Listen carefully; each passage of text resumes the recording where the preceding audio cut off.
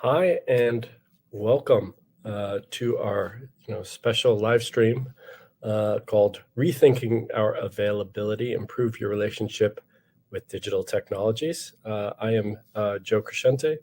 I am the American Center's Media Literacy Fellow. I'm the host of the Media Literacy Discussion Club, which is held every 7 p.m. Moscow time. And I also have a Telegram channel called Learn Digital Academy, where we would discuss all sorts of topics related to media and digital literacy, and everything else that goes along with it, and the impacts this can have on our day-to-day lives, which is, what we're going to talk about today, what this thing does, and how to have a better relationship with it, right? Many of us probably cannot actually, just go to the old school dumb technology and get a flip phone and break up with their smartphone. That's probably not a realistic possibility for most people. But I've been very interested in, the impacts that personal digital technology has on, you personally, individually, and then, with people who surround you. And I've been studying it, doing experiments, researching it for quite a while. And so what I'd like to do today is kind of offer, some really good tips that can help you start to, have a better relationship, have a more positive impact, and find better, not just work-life balance, maybe digital, non-digital balance, that many of us in this very, busy, multitasking kind of world, that we live in. So what I'm going to do is, kind of talk about, the habits, and I want you to understand that, the things that you do with your smartphone, right? Social media, and according to researchers, social media and smartphones hasn't actually like rewired our brains yet anyway. These are still habits, right? If you were to, they may feel really powerful, but in fact, if you were to live without a smartphone for a month, you'd find that your life would actually be quite different quite quickly, and that you would be able to start to figure out how to do things, manually, or using your innate human skills in a way that you probably can't even see right now or predict right now. But these are habits, and you can unlearn them, right? Habits can be broken, right? These are not permanent brain changes, right?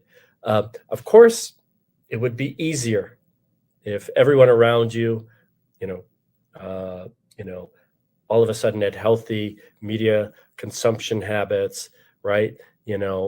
Stopped using, their smartphone all the time, which encourages us to use our smartphone all the time, right? Or using it in, there's many places where I think many of us would agree that, it'd be great if, people didn't jump on a Zoom meeting in the middle of a cafe where everybody's trying to sit and relax. But, there are no really enforceable rules. There are really no rules in many ways when it comes to digital technology. People assume that people will use it in healthy and productive ways, but when it comes down to it, it's kind of like all bets are off, and we're left up to ourselves. So it would, of course, be easier if your needy friend didn't write you 20 times a day, and you didn't feel guilty about not responding right away all the time. But the fact is, our reality is that we use these things nonstop, and it's not written down anywhere how long we should take before responding to something. And so in many ways, we do things immediately, instantly, and this causes a lot of stress in our lives. So we shouldn't probably wait until like there's some sweeping legislation that ensures that people are not going to write us in the middle of the night, or get angry when we don't respond right away. But if you want to be healthy, right, sometimes you need to be the first one to make the move, right? In the same way, and this is going to come up again and again and again, and it comes up with technology dependence, which includes, social media use or overuse, as well as smartphone use or overuse. It's a smoking analogy, and there are people out there who have said that, the smartphone needs to be, controlled or dealt with in the same way, that smoking was. You got to make it difficult for people to use, and only then will humans be able to make big changes. But we can't, and the fact is, if it's bothering you, if you don't have the balance that you would like with your smartphone, then maybe it's time for you to start making some changes, right? If you want to get healthy, maybe it's best not to wait around till everybody else gets on board, but maybe you need to make the first move. And might be surprised that if you make some changes in your life, that other people around you might ask you about it, and that might start a great conversation in which you can talk about your needs and your desire for digital boundaries in some ways, and that can have an impact on those around you, which could actually just help you reinforce these good, healthy habits. So yes, some experts say that we need to control smartphones in the same way, that tobacco was controlled, right? And there's some that suggest that countries should consider regulating digital devices like smartphones in a similar way to tobacco products to combat, for example, social media's negative impact on young people, for example. Maybe we need to think about where it's appropriate, some say, to use digital devices, right? And to start thinking about places where certain digital devices should not be used, just as smoking has been banned, in restaurants and other public places, over the last few decades in particular. And what does that mean, right? Obviously, that can mean schools. Maybe, smartphones shouldn't be used in schools, but, there's plenty of examples of workplaces, actually, that find that employees are so distracted by the multitasking, the ability of friends, relatives to get in touch with them nonstop, that they actually said, what, we can't be doing smartphone usage in the office, or they ban them during meetings, for example, right? I remember it wasn't even that long ago, 10, 12 years ago, that, the only time that you could communicate with somebody who was not in your workplace was during a break. And now people are just nonstop talking to people. This does have a huge impact on people's productivity in a professional setting, in a school settings, and so on. But I also just think about the last time you went to a cafe and you sat down and you're just like, I'm just going to enjoy this croissant and this coffee. It's going to be so nice. I'm not going to be with my phone. How great is it going to be? And then you look to your left and there's somebody just listening with no headphones, to voice messages that are on, a messenger, for minutes and minutes and minutes. And then you look to the other way, and there's somebody having a conversation with somebody else on speaker, and then you look over here and, there's somebody having a very loud Zoom meeting, for an hour, and the thing is about the audio, when you're not talking to somebody directly next to you, it's louder. It has a different rhythm to it. It disrupts in many ways, right? It's not natural. And, these little bits of digital intrusions, if you will, into spaces that used to be used for relaxation, have an impact on people and their ability to concentrate, focus, and be calm in many, many ways. So, I know that there's plenty of spaces where in theory you're not supposed to be using, these kinds of technology. But, the fact is there are no rules, and many owners of businesses, or managers of spaces don't know what to do because phones are everywhere and, people just give in to it, right? And, we may not be able to have much, of an impact or influence on that right now, but it's useful for you to be mindful of it. Because I think ignoring this problem of dependence or overdependence or overuse of smartphones is leading to a situation where there are no rules. The loudest person wins, in many ways. And, it used to be that you would go outside to take a call. And now you go outside to clear your head because everybody's talking or listening or watching something, in all sorts of public spaces where, this didn't used to be the case even 10 years ago. But it is important, when there are these, experts having these conversations about, what to do about the smartphone, that people of all backgrounds are literate, equipped, and empowered. And it means equipping them with the right knowledge so that they rule the digital world and do not allow the digital world to rule them. And I think most of us will find ourselves, in a situation where the digital world rules us, right? We are controlled by it. We do not act with as much autonomy as we would like, right? We are, captive to the ring, the notification, and so on. So much of what I'm going to say here is to allow you to get back some control, to allow you to capture a better digital balance in your life. So these are some small tips, that I've been discussing with people over the last year in particular, where, that can have a small but, appreciable impact on, finding a better balance, in your life with your digital technology and your smartphone. And the first one I bring up is kind of unusual. And I remember when somebody told me about this, I was like, what are you talking about? There's no way that this is really that useful. But, even though I study this stuff and I take it very seriously and I think it's very important, I often feel like I'm a doctor telling their patient to be healthy and eat well and exercise, and then not doing any of that, right? I am just as vulnerable to bad digital habits as anyone. I'm just more aware of them, but I break my own rules all the time, unfortunately, because these devices and their pull is really powerful, and that is undeniable. And I think denying that they're very attractive, and very powerful, is what leads us to a situation where we can sometimes feel that there are no boundaries, there are no places free of technology, there are no times when somebody might not get in touch with you, right? It feels like we are reachable anywhere on earth these days.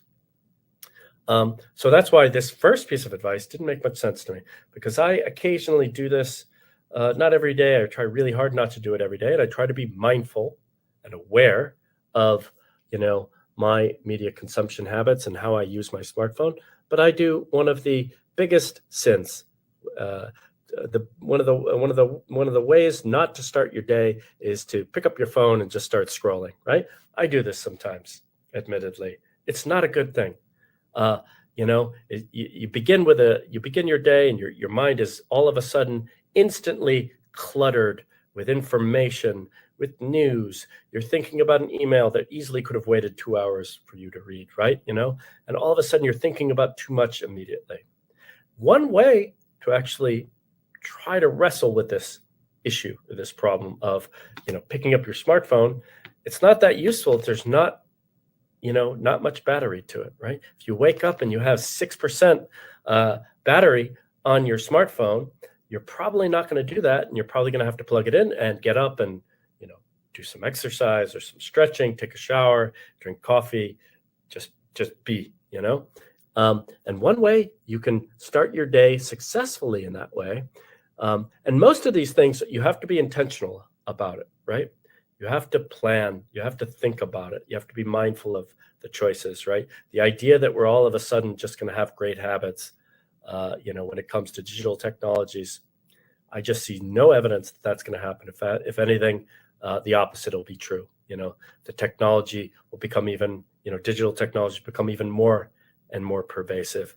That what is acceptable, will become, less and less if we don't think about them and don't think about the impact that smartphones have on our day-to-day lives.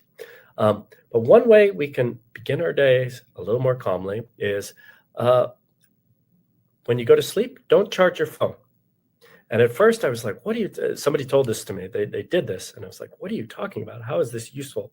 Isn't that really stressful? Like, no, I wake up every day and my phone is dead or it doesn't have a lot of battery to it. And, I have to plug it in and I go about my day and I have to spend that hour without my phone.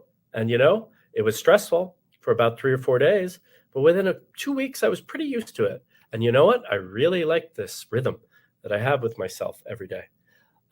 So that's one thing you can try to do, right? If you are like me, struggle to, reach, you always reach for your phone first thing and end up spending like 30 minutes, just reading about all sorts of stuff that can wait. That's one strategy you could take. Don't charge your phone at night. And then you have to spend the first hour of your day doing it. Now, this might not work for everyone, for sure. But if it's possible, and this is going to be true of all the advice that I give you, it might not be possible for you to do this. But some of these will be. And, I encourage you to explore what this can do, the impact this can have on your life, because these little changes can really have a noticeable impact. All right. Another thing is, the most important thing we have, right, is, the most, and I'll say this probably a few times today, the most valuable thing we have in the 21st century on an individual basis is our attention, our focus. And when we're constantly answering messages as they come in, as we see a notification, that means we're disrupting ourselves over and over and over again. And, there's a lot of people who don't think that it's that serious or, haven't considered perhaps the scale of this problem, but it's enormous, right? The average American picks up their phone, and this is one of the most useful things you can do, I think, is check, and you can do this on an Android or an iPhone quite easily under your settings, but check how many times you open your phone throughout the day, right? You probably, most people that I've asked to do this have been surprised by the number. And then I ask you to consider how often does that look like, that number, right? But the average American, for example, and as far as I can tell, the Americans look at, or at least the data that's available, their smartphones more than any other country on earth. At least that's what the data is available says. The average American looks at their smartphone. 91% of Americans have smartphones. And the average one looks at it between 150 and 350 times per day. Okay, that sounds a little abstract. 350 times per day, the high end of, the average is about every 3 minutes, assuming that person sleeps 8 hours a day. That means that every 3 minutes, they are looking at their phones. I don't know how anybody gets anything done when you're looking at your phone every 3 minutes. I am below the average. My average is consistent, and it's really frustrating. It's like I can't lose that extra kilo or something like that because I'm stuck. I look at my phone between 100 and 110 times per day, which is about every 8 to 10 minutes. Not every 3, but about every 10, which means about 6 times an hour throughout the day, from the time I wake up through the time I go to sleep. I am picking up and opening my phone and looking at something. So the main thing I would try to do is to encourage you to do that less where possible. I'm happy that I'm not one of the people who looks at their phone 350 times per day, but it still feels like too much, and it's really hard to lower it. But what it does by checking this number of how often I open my phone, it keeps me aware of that problem or that issue. I'm mindful of it.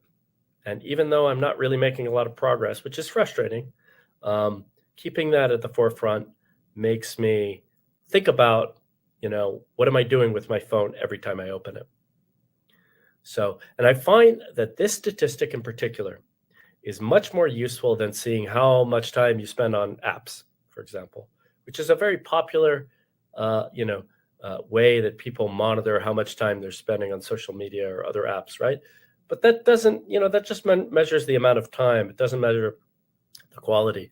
The fact is, you might be watching or listening to something for 2 or 3 hours, which could be quite engaging and interesting, reading a book or listening to a podcast or watching something that's really engaging, educational, and you're focused on it for hours and hours. And that'll show up as a lot of time under your apps. But it doesn't show is disruption. And this, when you're looking at how many times did I pick up and open my phone, that gives you a sense of the level of distraction you're encountering every day. So one major thing I can suggest, well, of course, my philosophy about digital technology personally, for me personally, is, do I need this? And that's true for apps. People ask me all the time, what app should I get so I can control I'm like, try not to get any apps if you can, and I live very much a 21st century life where I, use all the fruits of the internet, right? But I ask myself, do I need this? Do I need this notification? Do I need to know, something new happened or something changed? Probably not in most cases. So getting rid of as few notifications, as many notifications as possible, I have found really useful. I get very few. Basically, only personal friends are getting through to me.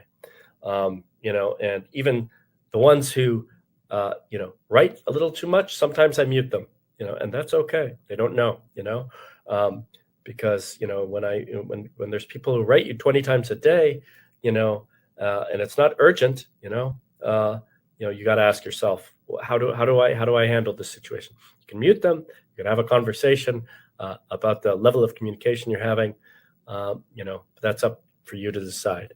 It can be handled on a individual basis. But another way you can do this is, in terms of messages, right? Answer your messages in batches. Try not to be the person who answers something as soon as it comes in. And we're going to go over this for a minute here, what this means, because it's not, it's a big topic. It sounds small, but it's a big topic, right? Immersion is a powerful feeling, being in the zone, right? The focus, being focused, giving your attention, right? It's really good. It's a really powerful thing. It's why reading is so powerful, from a page, right? It's because we're there. We're in another world, and when we're picking up our phone, every time something new comes in, we're constantly interrupting ourselves. And as a result, we're depriving ourselves of these possibilities of immersion, where we can actually be so much more productive than this, often multitasking fantasy that we have, right? The fact is about multitasking, it convinces us maybe, it tricks us into believing we're being more productive because we're moving faster, but we're actually, not solving problems or knocking things off our to-do list at a quicker pace. In fact, we're stopping and starting tasks, and it takes time to get back into them every single time. So it's actually slowing us down. But answering messages in batches, setting, I will answer my messages at 10 o'clock and 2 o'clock and 6 o'clock every day, rather than, somebody wrote, if you can do that in your day-to-day life, you'll find that, spending 30 minutes or an hour on your messages at a few intervals throughout the day, you'll have a lot more time for focus. And putting your phone away at those other times, right? And you can coach those around you and tell them, I look at my messages at 10, 2, and 6 for those you talk to on a regular basis. Now, this might not be possible, but I also do encourage, if you have a workplace, for example, where you could start a conversation about communication and response times, that it's really valuable and useful. And I think you probably won't be the only person who would be interested in discussing this, right? We are so much more aware of time, and so is everyone else, which leads to impatience and very, very fast response times. And we often feel like everyone's waiting for us to respond to everything, right? This is a vicious circle that never ends, right? But we know ourselves that we have, sometimes things happen, kids, your children or your friends or your parents, or, there's all sorts of traffic and, it's not a good time, or maybe you need to think about something. There's all sorts of reasons why you're not responding to something right away. And And we have to understand that everybody else has this going on, right? So when possible or relevant, it's not always going to be possible or useful for you, but when it is, we can try to intentionally be slower in our response times. What this does is it prepares others to be patient and gives you time because they don't expect you to respond right away. You know, in many ways, people look at response times, especially due to digital technology, as a way to signal, how dedicated you are, how loyal you are. This is true at the workplace. This is true in the family, among friends, and if you're not, responding quick enough, you're not dedicated enough, right? I want to explore this a little bit. And, as a result, people feel like when you haven't responded as quickly as you can, you have to apologize or say you're sorry. Twice in the last week, somebody wrote me back pretty quickly to, over something that was absolutely not urgent, to say, "Oh, I'm so sorry. I was, walking my dog and then I had to go shopping and this and that." I don't need that, honestly. It's okay that it took 3 hours for you to respond to something that was, as simple as "How's it going?" You don't need to. You're not a better friend because you dropped everything and responded to me. And I think there's a lot of assumptions around that a good friend will write you back, within 1 minute or something like that, right? When I have the opposite opinion. I think a good friend will understand that I've got a very full life and I will respond to them, at a time that's convenient for me, unless it's very urgent, But the fact is, even in the 19th century, letter writers, there's plenty of examples of letter writers, apologizing for not writing back right away. So this has been something that has bothered humans for a really long time. But with the mass adoption of smartphones, the acceptable window of response time has gotten much smaller. So, you see the situation where people respond, "Oh, I'm so sorry," when they don't need to be, frankly, and the fact is that, when you're unavailable, it's okay. We have many things that require our attention throughout the day, but people sometimes use this as a way, and it's not usually useful, when, a boss, or a supervisor will, be like, "Why didn't you respond? It's been 20 minutes," or something like that, right? As if that is a way to tell how good, or useful an employee is or something like that, right? But maybe the employee was just solving some huge problem that required focus that's going to save the company all sorts of money. And that's why they couldn't respond. And, so you got to, it's an issue of priorities, right? But many of us, our default priority is, I've got to respond right away. And this is true if we're talking about, family life, friends, and, and our professional lives. Right now, obviously, there are plenty of instances where, you do need to respond right away, right? If your husband or wife writes you, I love you," in a text message, probably should respond when you say it rather than like 2 days later. That probably will cause you problems, right? There are plenty of legitimate times when, a quick response is needed. What I'm saying is all those not legitimate times, if you can identify them, try to slow it down. And if needed, communicate that to other people, right? In most cases, research has shown that, people, perceive that they need to respond very quickly, and from the opposite end, those who send the messages do not understand how stressful, the request to answer something is, right? Which leads me just to understand just how important it is to have a conversation about expectations. And this is true, if possible, in your professional lives, but it's also really important, I think, in your personal lives, I'll tell you the most helpful thing that I ever did in my life in terms of communication with my father.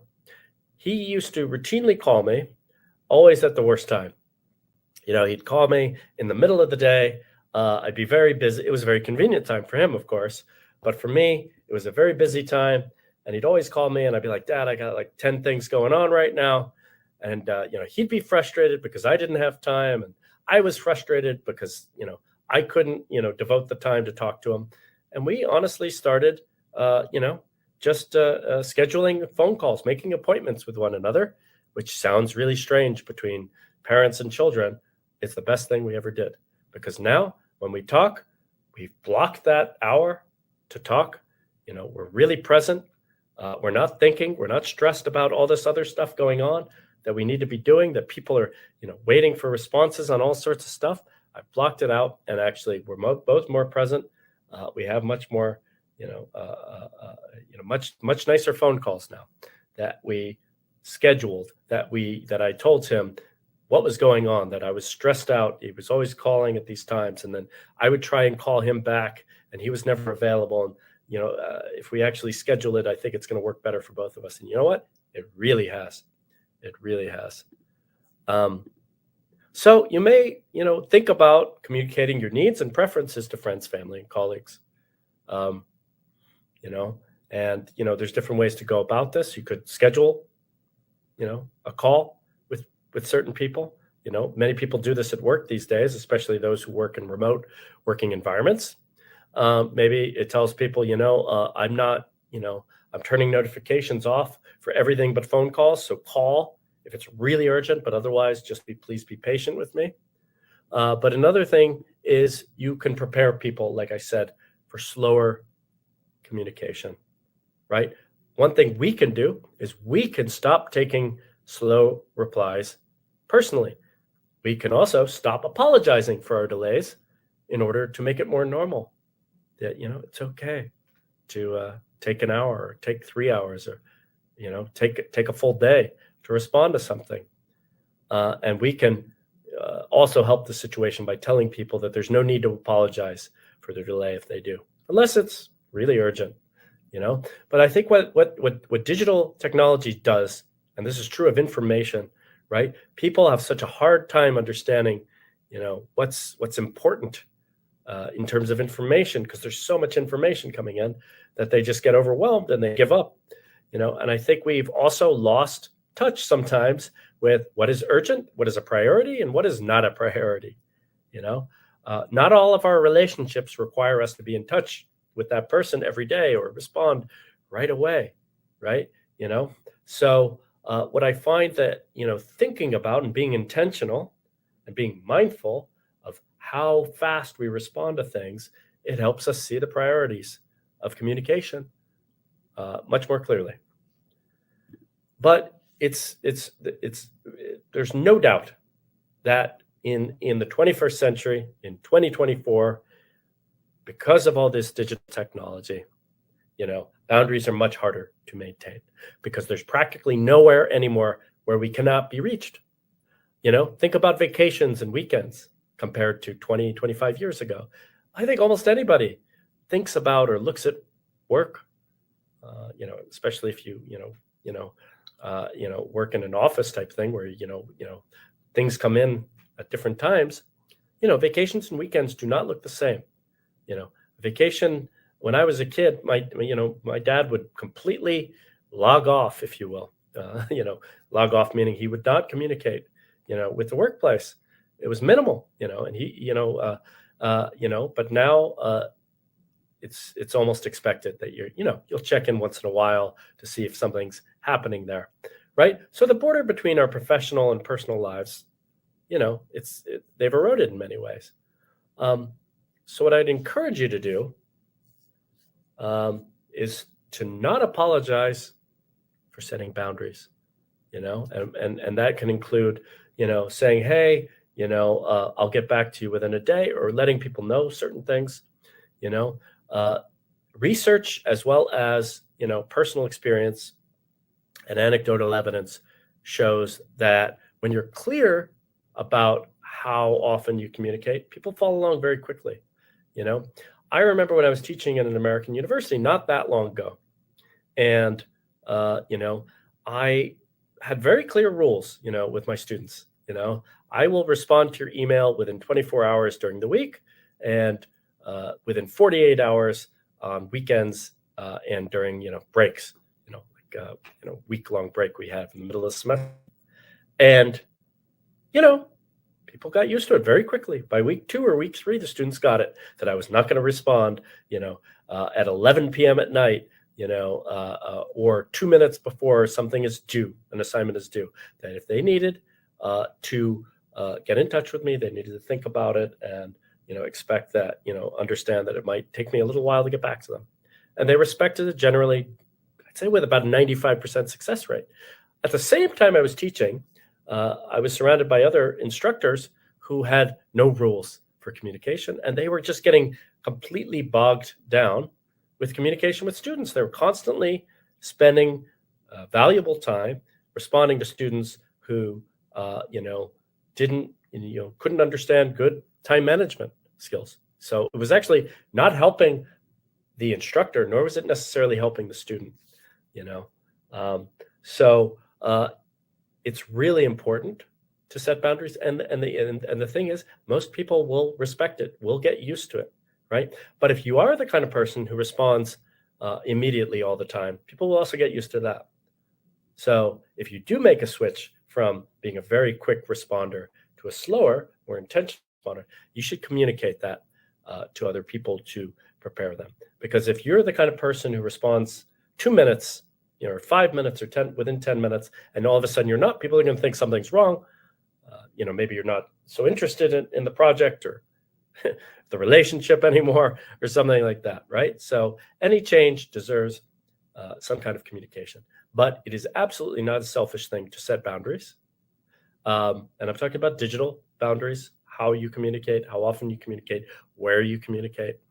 And it's a good thing to prioritize you and your needs, because often there are no agreed upon rules, right? Perhaps this is your workplace. Think about all the public places you go in your day-to-day life where, you get annoyed by the person on the loud Zoom call in the middle of a cafe. Like, why don't they understand that that's not acceptable here? Because there really are no rules. Nobody's telling that person they shouldn't be doing this. You're assuming they shouldn't do this. But the fact is, there are no rules. So when there's an opportunity to have a conversation about boundaries, about acceptable use of technology and communication, take advantage of it. There's oftentimes people who say, well, why aren't you responding right away? What's going on here? They may be trying to impose their way of doing things on you and pretend that it's like, well, this is a human agreement that we came to. It might not be the case, because once again, your attention is the most valuable thing that you have, and you really need to protect it. And you should see bad boundaries for what they are: a lack of respect, and also possibly bad time management, right? With the students, for example, me setting boundaries help them improve their time management skills, right? Sometimes people think that, they're going to be offended if I break this, if I bring this topic up or something related to, but really, it'll help you and it'll help the other person, because everything will become much more clear. The expectations for the relationship will become much more clear, right? Another thing I do to keep myself from going to my phone as often as I could is I go manual where possible. For example, I do have a digital calendar, but I tend not to use it as my initial calendar, because I find that every time I look at my digital calendar, I look at my email, I look at messengers, I look at all these other messages.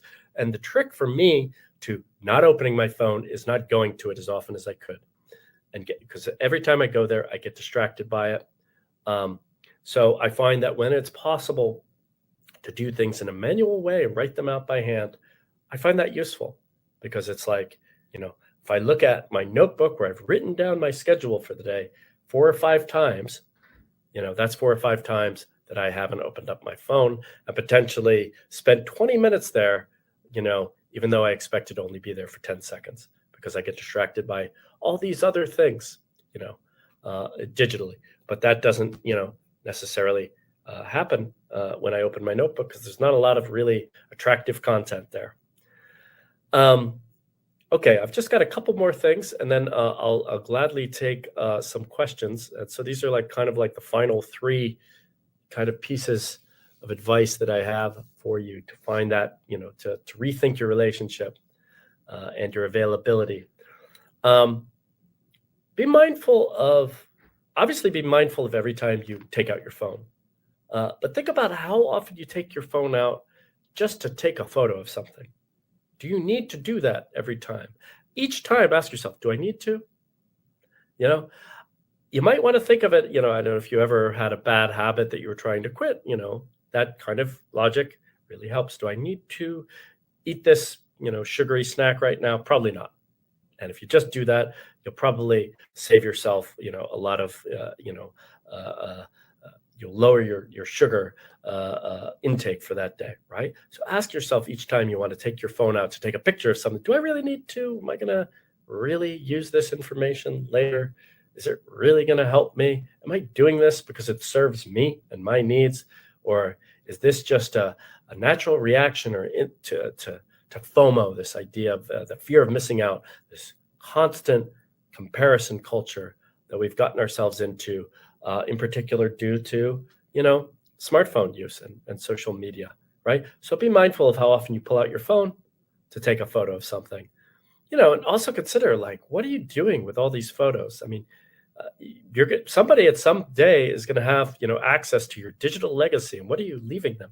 You're leaving them like 20 million billion photos, which they're not going to necessarily know what to do with, right?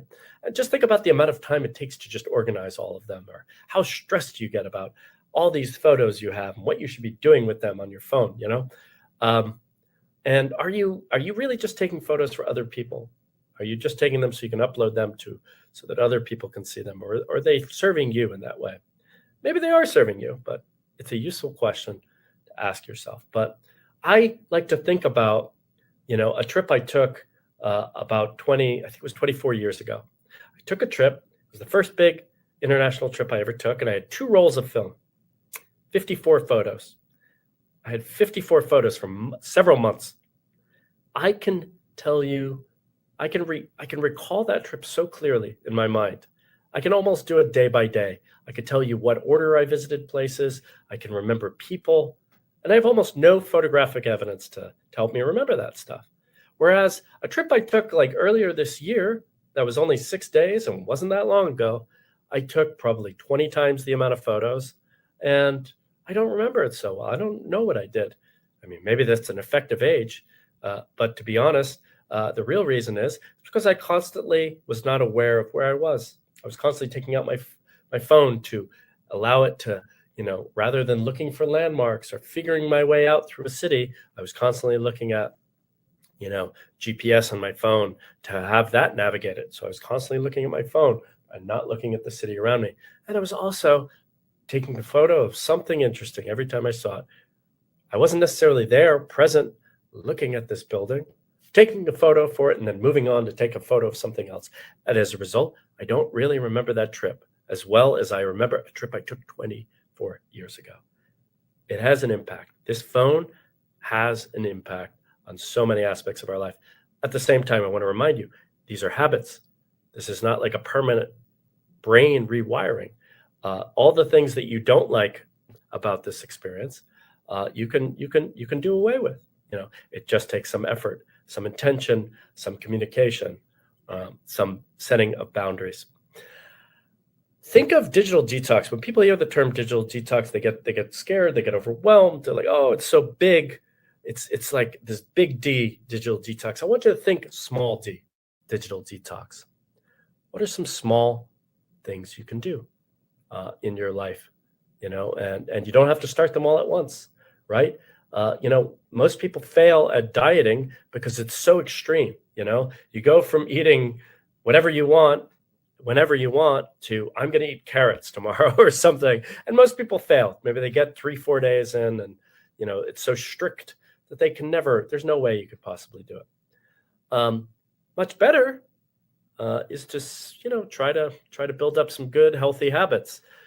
Try to reduce things And maybe over time you just stop, reaching for unhealthy things, and I think the same approach is useful for building a better relationship, with smartphones and digital technology. What are some small digital detox things you can do right now?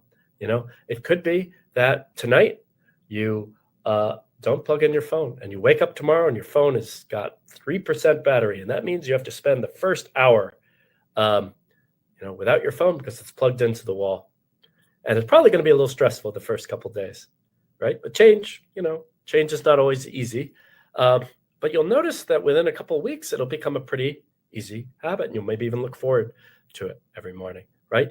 You could set up something, do that for one or 2 weeks, and then maybe you start building some other small digital detox kinds of things in, like, I don't know, for example, I like to take a walk without my smartphone. I leave it at home and I just take a walk. And what I find is, my mind goes to different places. If I'm not always checking something or seeing if something came in, or if there's a notification, or if somebody's getting in touch with me, you're not always going to be able to do these things, but wherever you can build these things in, you do it.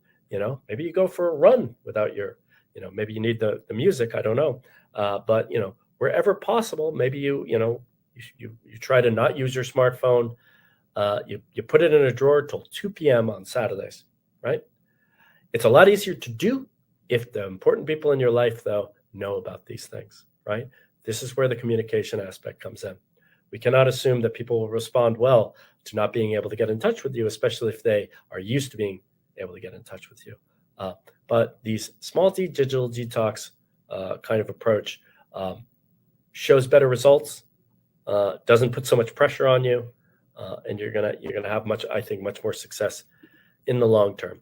And then finally, a lot of people say, well, I'm gonna cut down my social media use by 90%, or I'm gonna, stop using my smartphone like 80% of the time, or I'm going to go from opening my phone 300 times a day to no more than 10 times per day. And, listen, if you want to be ambitious, I applaud you and wish you the best of luck. But sometimes, things will not always go according to plan. Sometimes you just got to go with the flow. Sometimes you try to set it up that, you're going to have a whole weekend without your phone, and then life gets complicated and you need to do it. Just go with the flow. Don't get, upset about it. Accept it. When life gives you lemons, make lemonade. Do the best you can with with what's possible for you. All of these tips are not going to be, something that all of you can do, right? Many of you, maybe have a job that requires you to be on call and be, on your phone a lot, but there might be other areas of your life where you're able to make some changes. The important thing is to think about them, consider them, go slowly, and communicate it, what changes you're making with the people around you. It's not nearly as hard as you think it is. And people will get used to whatever changes you need to make, because you know what, when it comes down to it, you're an important person, and you should you don't have to apologize for taking more time to respond, or not being available all the time. And it's really it's really important, and I think you'll get a lot out of it if you make an effort. And with that, I will take some questions. I see that there's one here. Yeah, do you notice any cultural differences in how people approach their relationships with digital technology and what we can learn from them? It's a good question. Yes, I do. I'd say generally, like I said, there's just more data for the United States, but there's also a lot more conversations going on in the United States. I often find when I talk to people in different places, sometimes they don't see it as much of a problem as they do in the U.S. In the U.S., I think people recognize it's a problem, but we also tend to have really bad habits and use our phones much more. At least there's more data available to suggest that, for sure. When I talk to people from different countries, sometimes they're like, "Oh, it's not much of a problem. Oh, it's a matter of upbringing. Actually, it's not that big of a problem." I think it's, each country or each culture, places different emphasis on, what is acceptable in terms of response times, what's acceptable in terms of boundaries, very much varies from culture to culture. There are certain cultures where you're expected, to answer the phone in a crowded theater for your best friend, and there's other places where that's completely unacceptable. So it does vary a lot culture to culture. I will say this, I have noticed that the US is better, there's a lot of transgressions when it comes to technology use in public, but there's also a greater tendency towards trying to come up with,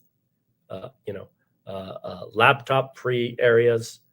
Definitely, if you go to certain big cities on the weekends, it's pretty hard to actually work in cafes on the weekends because they've really tried hard to make sure that it's almost impossible and to normalize, not using technology in public on weekends which reinforces this idea of rest and relaxation.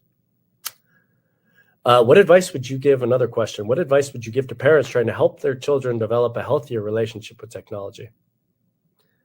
It's a big question. I don't know how much time we have. It's an individual thing, right? This is where it comes in really hard and, where it becomes really challenging, right? Because I think with parents, it's a lot easier if the people around you, kids are very much influenced by what their peers do. So if one kid, sees that when they go over another friend's house that they can use their technology all the time, they kind of expect to be able to do the same thing. This is why I think it's also really important for adults to have good technology habits in public because kids see it and they don't see why it's, why do I need to use headphones?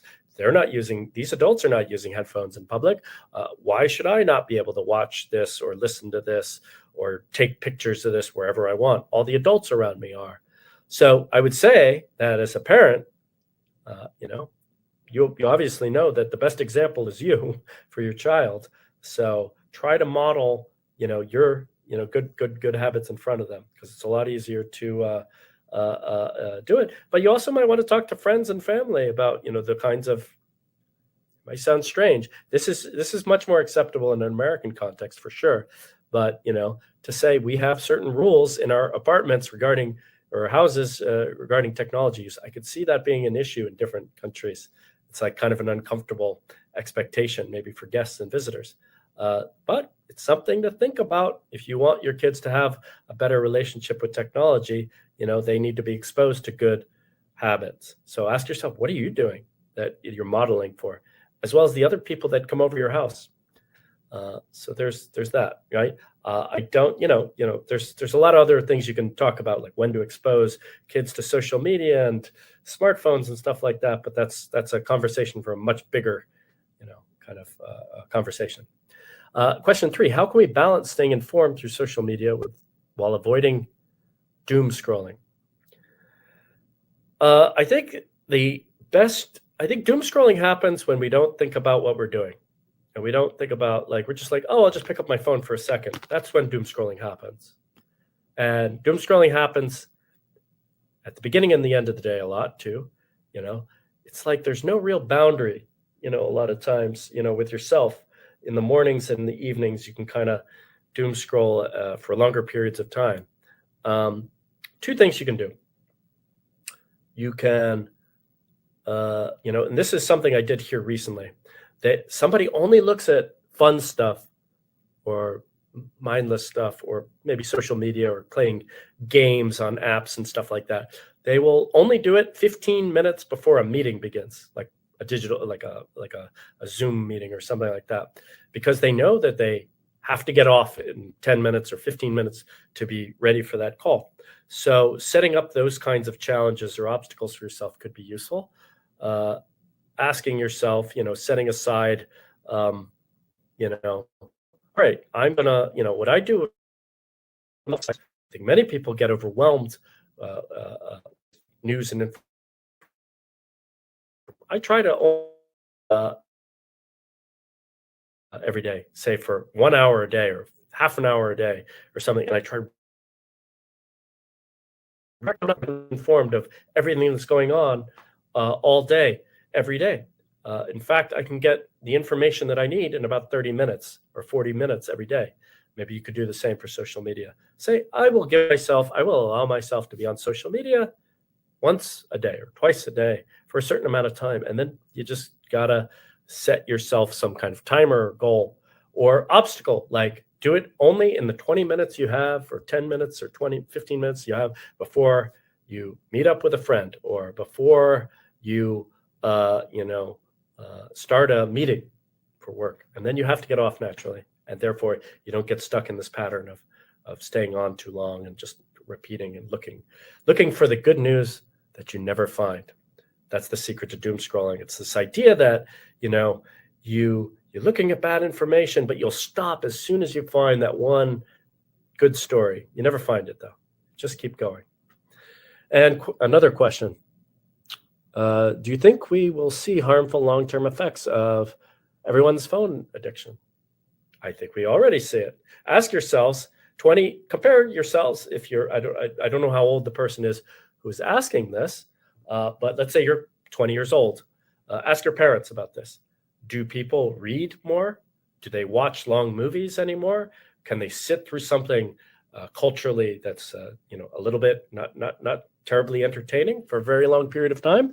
I mean, I don't know if it's necessarily harmful, but I can speak from my personal experience. I can't sit down and watch a really long movie as easily anymore. And I'm not reading nearly as much as I used to. And it's not that I don't want to. I think the desire is still there. It's that it just takes a lot more effort to get in the zone with focus and concentration. It's just not as easy anymore to get through longer, more difficult things. Whether that is harmful is up to interpretation, but for sure, is it a good thing that we do not engage with information? We do not engage with texts. We do not engage with cultural products as deeply as we used to, because we're constantly getting distracted. I don't know that that's necessarily positive, but it's hard to say if you could call it harmful just yet. And another question: some advocate for a dopamine detox to reset the brain's reward system. Do you think this approach is effective? And how might it apply to reducing phone use? You ask yourself this question. Are you the kind of person who, let's take food or exercise, for example, as parallels. Are you the kind of person who, when, for health reasons, you go on these very strict diets? Or are you the kind of person who benefits more from trying to eat fewer sweets and including more vegetables and fruit, on a regular basis, just making small incremental changes or big ones? Same for exercise. Are you the kind of person who, exercise 30 minutes 3 times a week? Or are you the kind of person who, needs to go to like fitness classes every day? What is more sustainable for you? What are you more likely to do long term? If you feel completely like you have a very poor relationship with digital technology or dopamine, social media, maybe it is useful to cut it out for a week or 2 weeks or however long you can and see what the real impact is. Because only then maybe sometimes you can understand how serious the problem is.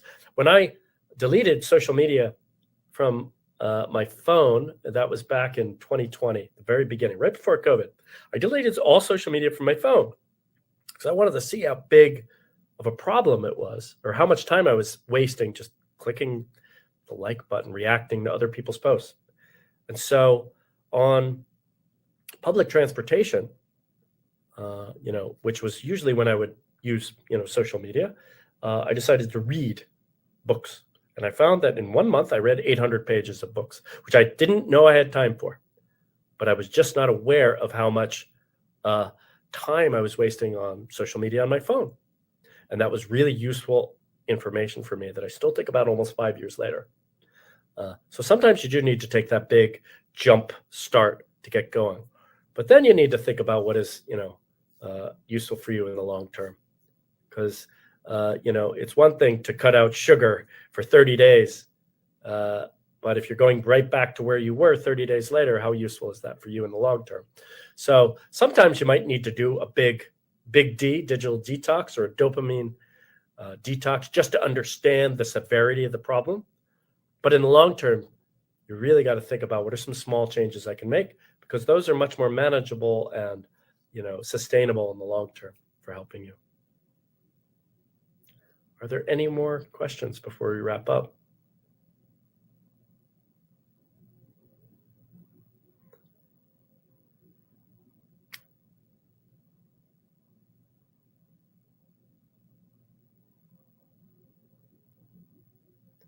Well, if not, then I will say have a great evening. I encourage those who are, enjoy this talk, to check out the Media Literacy Discussion Club. It's Wednesday evenings at 7 p.m. Moscow time. There's also, I also have a Telegram channel called at Learn Digital Academy, where where I offer, tips twice weekly on, all sorts of things related to what we just talked about, but also including, artificial intelligence and, media consumption habits and how not to get overwhelmed by information, but also stuff like this, about, digital detox and, how to have good habits and how to, make the world a more pleasant place for yourself, because that's really what's important is, improving your relationship so that you're in charge. The technology serves you and not the other way around. And with that, I'll say have a great evening. And it was an absolute pleasure to talk with you. And thanks for the really insightful and interesting questions. And I hope you got a lot out of it. I hope you wish you all the best of luck in making some changes in your life.